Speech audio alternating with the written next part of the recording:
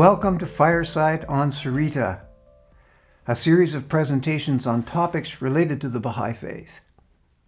And each topic will be coupled with an open forum space for sharing, exploration, discovery, and learning. But before we begin, it is important to acknowledge that we reside on the traditional territories of the Cowichan tribes and the Malahat Nation, here on the west shore of Shawnigan Lake, Vancouver Island, British Columbia, Canada.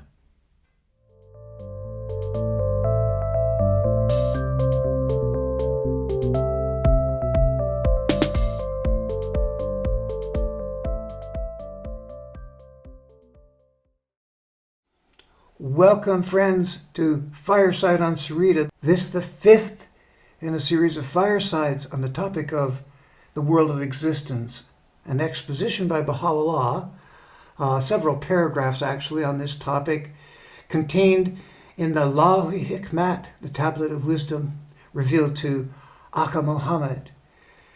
This is an extraordinary tablet, but this paragraph in particular is probably one of the most difficult of the group to address, because it deals with a topic perhaps the most, if not among the most, certainly abstruse and mysterious and bewildering topics of all, the Word of God.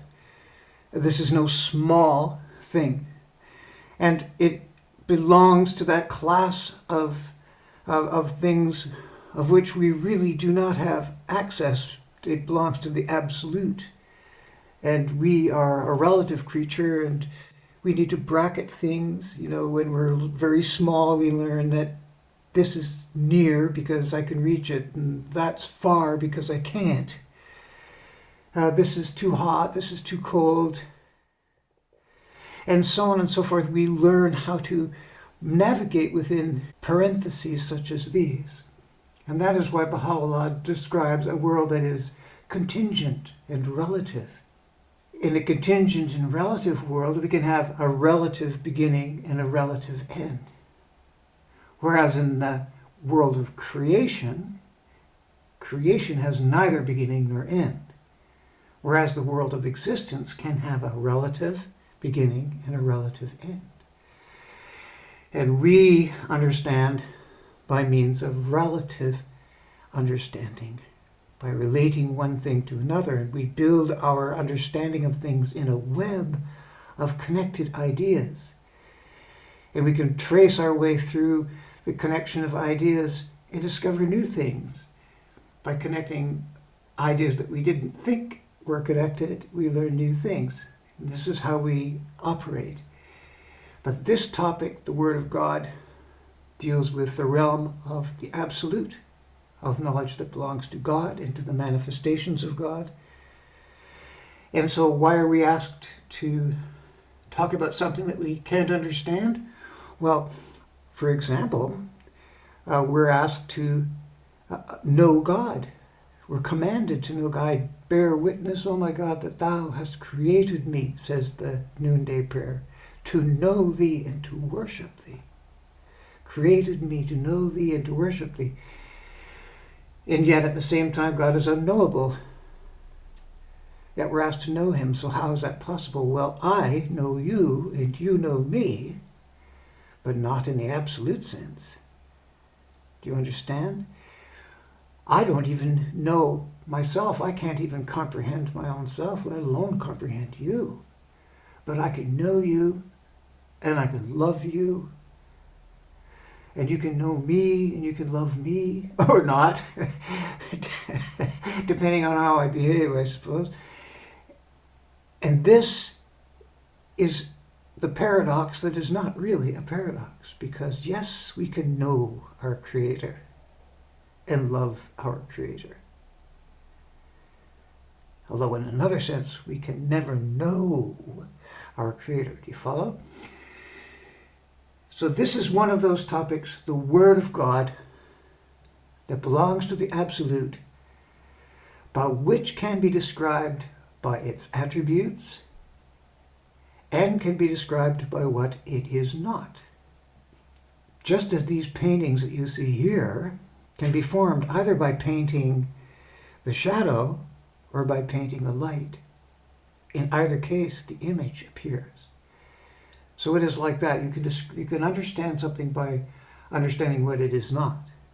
We don't really understand all-knowing, but we know that God is not ignorant, therefore he is the absolute, therefore he must be absolutely all-knowing. So in a sense, we know this by what he must not be. If a little abstruse, I get it. So let's look at this paragraph. 9 statements by Baha'u'llah about the Word of God.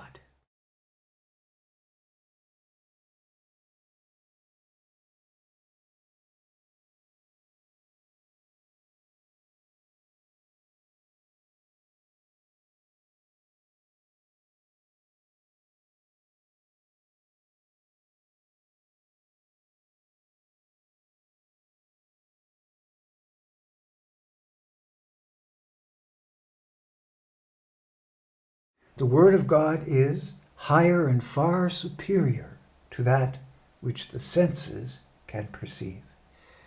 My first thought about that is he is saying that this is something beyond anything that we're going to be able to see, hear, feel, touch. It's beyond all of that. Number 1. Second, it is sanctified from any property or substance. So again, substance, property, not just any substance, but any property of any substance. That's the second one.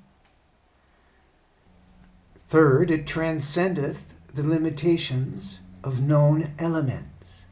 And we know what the known elements are. They're in the periodic table. We understand much more about the elements than science did, certainly at the time when Baha'u'llah wrote this. And it is exalted above all essential and recognized substances. Again, that idea, it's beyond anything that we can recognize, anything that our senses can perceive. It is exalted above all of the essential elements, and we know what the elements are. And when we combine them, we get substances, and there are substances that we don't really understand, like dark matter. We only know it exists because we can perceive and measure its gravity. We have no idea what it is.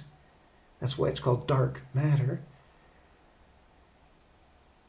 Above all of that, beyond all of that, transcends all of that, transcends the senses, all we can perceive, all that we know and understand about the substance of the universe.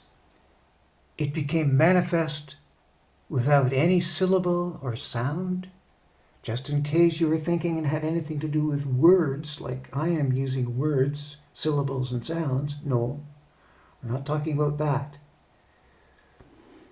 The idea of Word of God is something quite apart from syllables and sounds. So we know it's not a word, not in the sense that we understand words.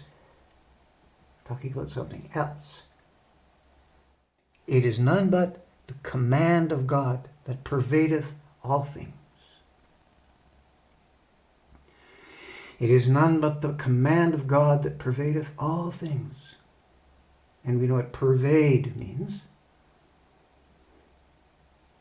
So now we're talking about the command of God, and we know that's something that is beyond our comprehension. So definitely something that belongs to the realm of the absolute.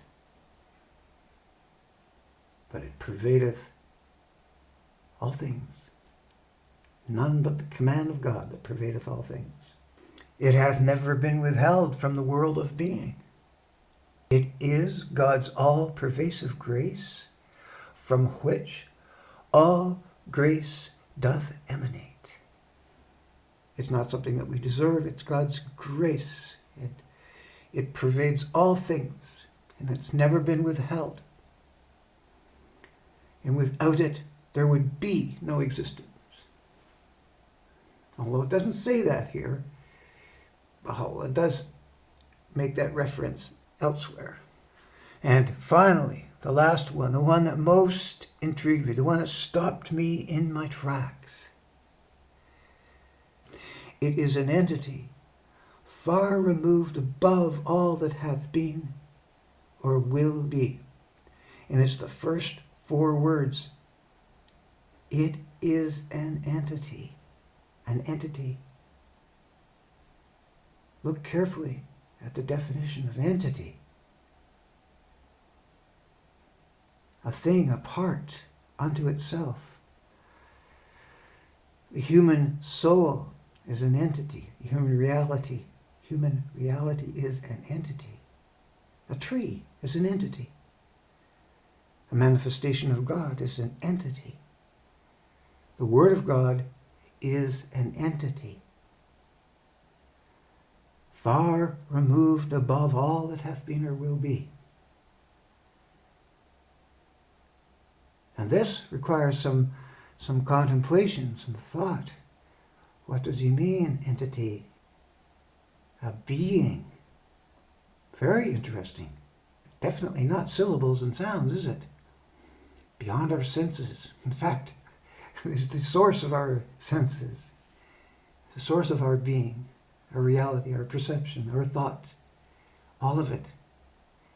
The Word of God. So we'll leave it at that, and thank you for your kind attention. In the open forum segment, we will read the paragraph in its entirety, reflect on it a little bit, and have a conversation about this extraordinary paragraph and the 9 statements that Baha'u'llah makes about the Word of God.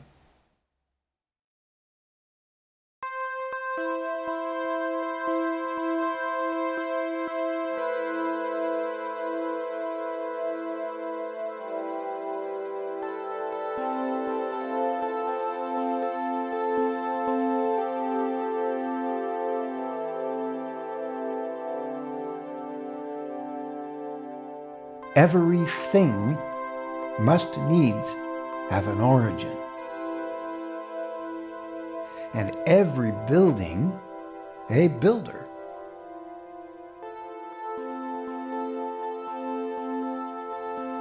Verily, the Word of God is the cause that preceded the contingent world.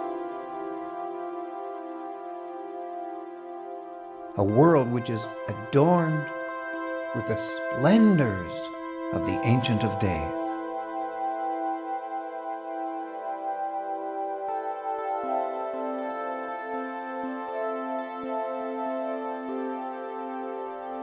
Yet is being renewed and regenerated at all times.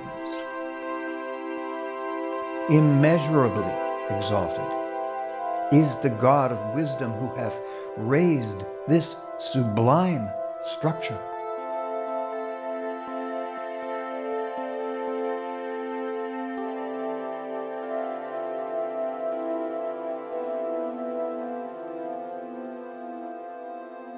Immeasurably exalted is the God of wisdom who hath raised this sublime structure.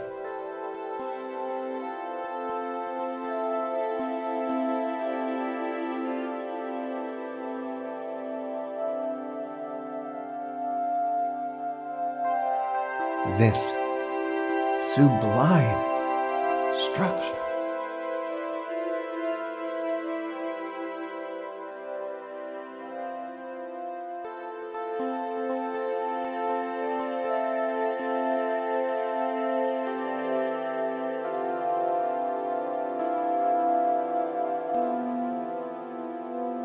This sublime structure